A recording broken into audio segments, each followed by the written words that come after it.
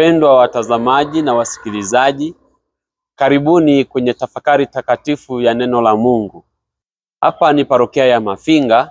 Tutakapo tafakari tutaongozwa na wanafunzi wetu wa masomo ya ufundi hapa parokiani, pamoja na vijana wetu maaspiranti, nami Padre Dietrich Mwenda, msalesiani wa Don Bosco. Tupo hapa jimboni Mafinga, parokia ya Mafinga.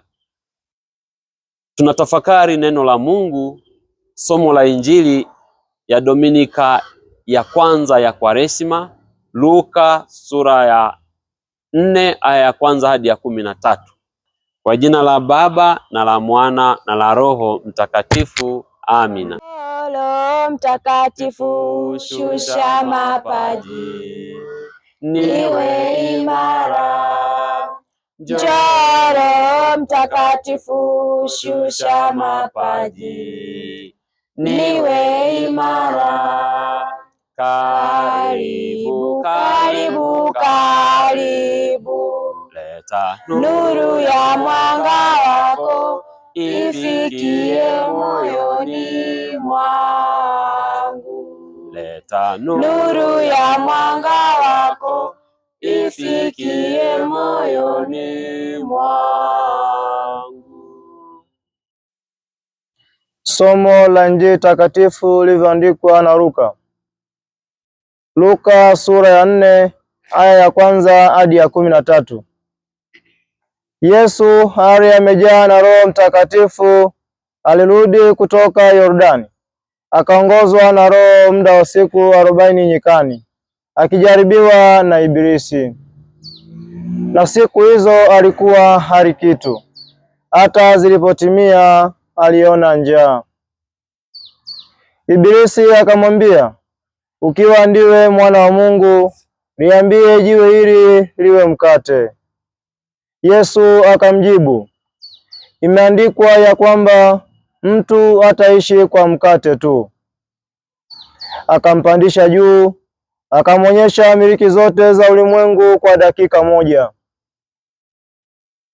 Ibilisi akamwambia, nitakupa wewe enzi hii yote na fahari yake, kwa kuwa imo mikononi mwangu, nami umpa yeyote kama nipendavyo. Basi wewe ukisujudu mbele yangu, yote yatakuwa yako. Yesu akajibu akamwambia, imeandikwa, msujudie Bwana Mungu wako, umwabudu yeye peke yake. Akamwongoza mpaka Yerusalemu, akamweka juu ya kinara cha hekalu, akamwambia, ukiwa ndiwe mwana wa Mungu, jitupe chini, kwa maana imeandikwa, atakuagizia malaika zake wakulinde, na ya kwamba mikononi mwao watakuchukua, usije ukajikwaa mguuni wako katika jiwe.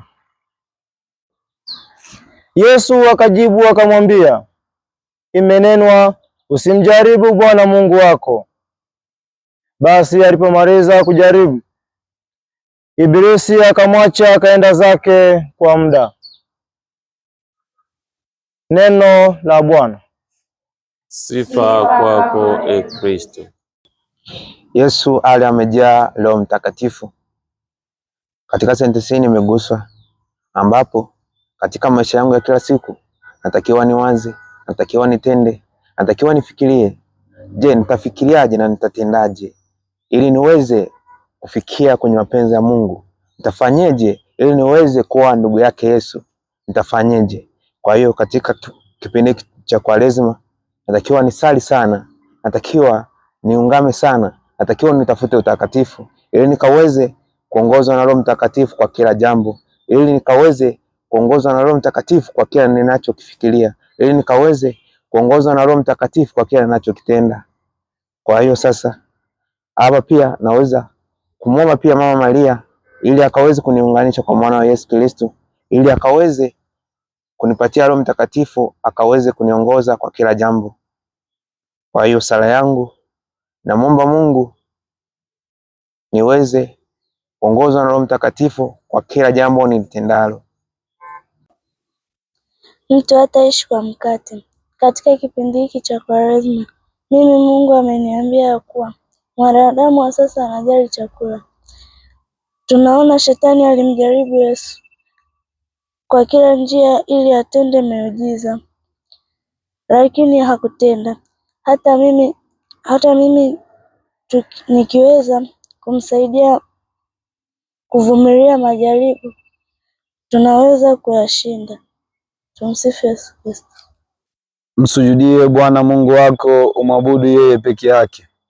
Katika kipindi hichi cha toba nimeguswa na sentensi hii kwa sababu Mungu anamtoa mwanaye Bwana wetu Yesu Kristo ajitolee sadaka msalabani kwa ajili yangu.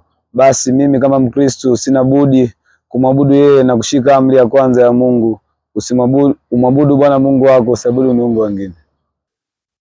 Usimjaribu Bwana Mungu wako.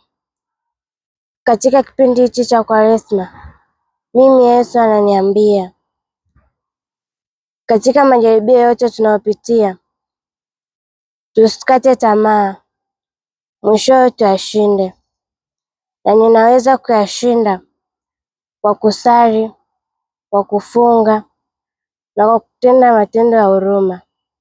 Mfano, natakiwa niwasaidie maskini. Salamu Maria, umejaa neema, Bwana yu nawe, umebarikiwa kuliko wanawake wote, na Yesu mzao wa tumbo lako mbarikiwa. Maria mtakatifu, mama wa Mungu, utuombee sisi wakosefu, sasa na saa ya kufa kwetu. Amina. Na awe nanyi, awabariki Mungu Mwenyezi, Baba na Mwana na Roho Mtakatifu. Tumsifu Yesu Kristo.